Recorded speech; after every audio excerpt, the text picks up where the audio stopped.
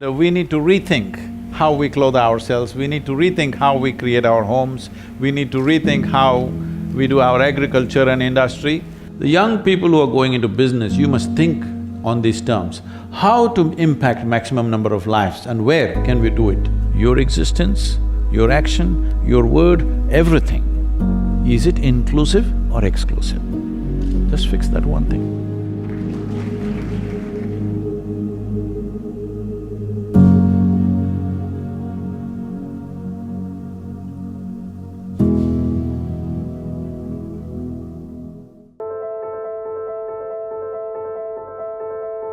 It's wonderful to be here with all of you in this many human endeavors to bring sustenance, comfort, health, well-being to ourselves. Over a period of time, our way of producing our food, agriculture, our way of sustaining ourselves in terms of industry, and even our healthcare, and of course textile, to clothe ourselves. All these things over a period of time, we have made it in such a way, we can say it is definitely bordering on serious violence against everything that sustains us in this world. We are producing food in a violent way, we're living in a violent way, our transportations are violent, even our clothing has become violent. And one important thing is moving towards natural fiber. We need to rethink how we clothe ourselves, we need to rethink how we create our homes, we need to rethink how we do our agriculture and industry. Otherwise, if we just go as we're going, almost every prediction says that in about 25 to 50 years, it'll become very hard to live here on this planet for the future generations. This is a year which is being commemorated in India as the 150th birth anniversary of Mahatma Gandhi, a true apostle of peace, who inspired many movements across the world of finding peaceful solutions to very violent problems, including the civil rights movement in United States was inspired by his work. So as a tribute to him, we thought we will see what are the areas we can cover as a part of this very large-scale initiatives in India to move towards natural farming we have initiated, where millions of farmers are getting involved in this coming years. My aim is that when I fall dead, I would like to leave this planet at least the way our parents gave it to us. In this direction, this going back to natural fiber is a very important part of it. America is important because for whatever reasons, America has acquired a leadership in the world. If you wear blue-collar trousers, half the world is wearing blue-collar trousers. If you tear it up, half the world is tearing it up. So when you have such a leadership, if you go for natural fiber, the world will go for natural fiber. We are grateful and honored to have Norma Kamali, Mara Hoffman, Mimi Prober, and of course our own Sabyasachi. Sabyasachi has been one of the major proponents of natural fiber. If all the designers can push towards encouraging everybody to make at least 50% of their wardrobes into natural fiber, it'll be a great moment to start with.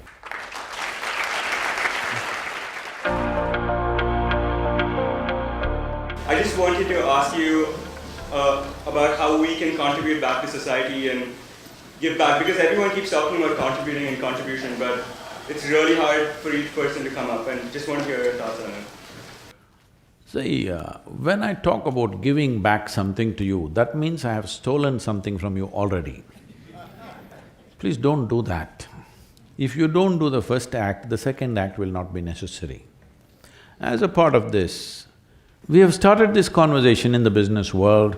It's still picking up momentum, but not enough momentum. I'm talking about structuring businesses in such a way that in any transaction, you're talking about sustainable business. Not only ecologically, the business also has to sustain as a business. Whether it's marketplace or marriage, unless it benefits both the people, this transaction is not going to go for long. Why can't businesses be built in such a way that it's naturally beneficial to everybody? Today, a lot of impact businesses are coming which are all thinking on these terms.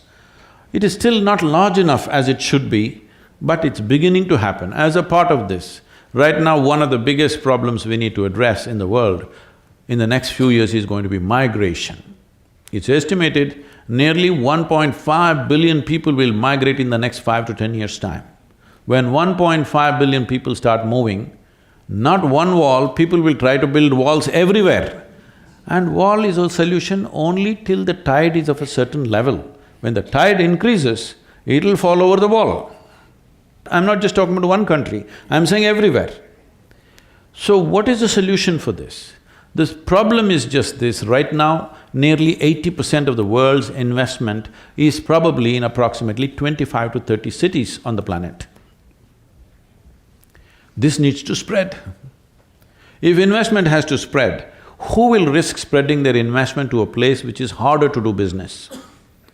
You have to create a fund which will allow a little more easy money. We are looking at this in a big way, trying to work with the United Nations and the large businesses and to set up a trust where businesses will be given soft loans for long gestation period, 12, 15 years, so that you have time to go there, train the people, create talent and create a business and create livelihood there so that people don't have to go away. What kind of business? Well, businesses can decide what kind depending on the terrain, people, the nature of everything else that is their ecosystem. But if we don't do this now, that if we don't spread the world's investment into various areas, you will see when one segment of population is living with so much comfort and well-being, another segment has nothing, you cannot control it. All these years you controlled it because there was no transportation. You understand? Now everybody has transportation. One way or the other they will come in. One way or the other they will come in. It doesn't matter what kind of barriers you put up, in the next 10 years' time they will come anyway unless you put investments in various places and create livelihoods. The businesses have to be structured like this. Young people who are studying business, you must think of solving world's problems rather than just thinking of some fanciful ambition. Whatever activity we perform in the world, how deeply we touch another life is the most profound satisfaction of activity. That's the purpose of activity, really. Do you want to write a book that nobody wants to read? No. Do you want to cook something that nobody wants to eat?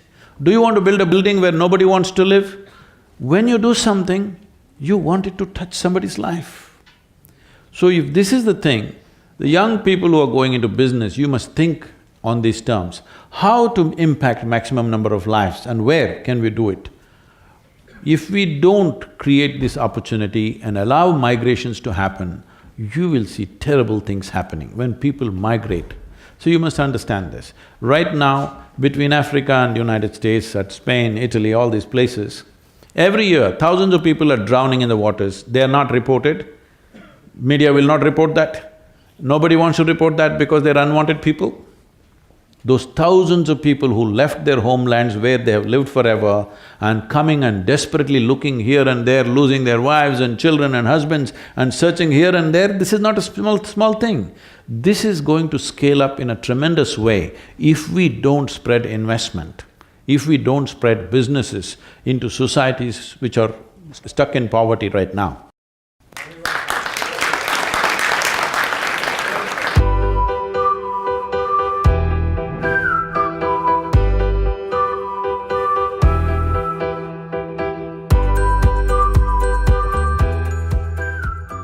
My question is, why do people lie all the time? It's not that people lie all the time. You may be just in some bad company right now.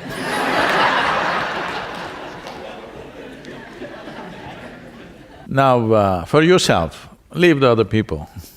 For yourself, you're a little boy. Oh, I'm sorry, you're a big boy. You must understand this. Don't concern yourself about what is truth, what is a lie. Just concern yourself about this one thing. Every word I utter, every action that I take in my life Is it for everybody's well-being or is it just about me? That's all. Don't worry about what is true, what is lie, these are all endless nonsensical debates. Just concern yourself about this, whether everything that you do is inclusive or exclusive. If you just fix this one thing for yourself, then you don't have to worry about anything else. About am I correct, wrong, am I right, wrong, am I sinning or in virtue, am I telling a lie, am I telling the truth, this is not the point. The point is your existence, your action, your word, everything. Is it inclusive or exclusive? Just fix that one thing.